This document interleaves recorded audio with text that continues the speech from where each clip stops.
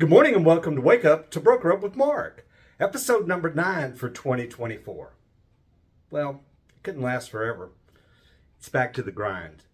And here's a story from this week that probably will resonate in some way with people who represent buyers.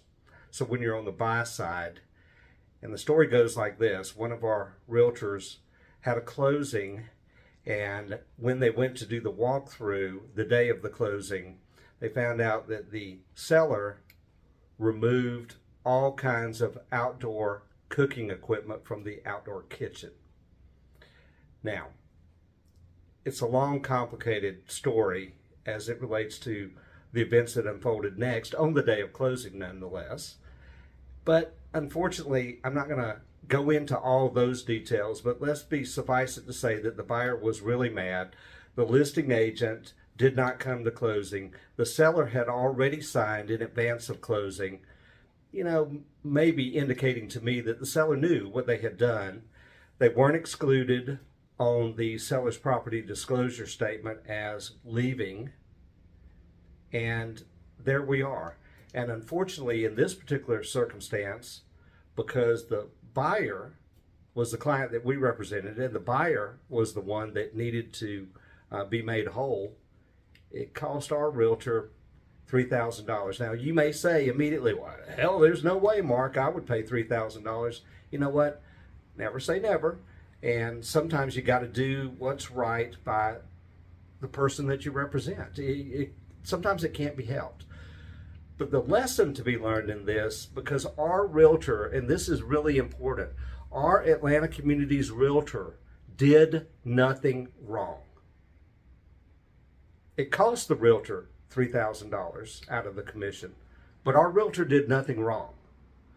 For me, the blame lies in the listing agent and obviously the seller, because the seller is the one that removed the property from the property.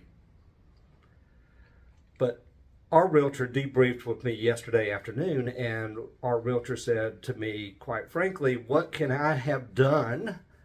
What could I have done to avoid this? And one of the things I said that I think happens all the time is that seller's property disclosure statements go from the listing agent to the seller, and then from the seller back to the listing agent to the system, downloaded to our side, to the buyer side, and then signed by the buyer, come back, etc. And meanwhile, not everybody looks at it and scrutinizes as well as they should have. Not to say that our realtor didn't, because I believe our realtor did, because they even had to replace the seller's property disclosure statement again. But if there are items that a buyer wants in a property, I think they need to be noted in the Special Stips or the bill of sale, or both. Because you got to make sure that the buyer is getting what the buyer expects to get, because it's better to argue about that on day 1 than day 31.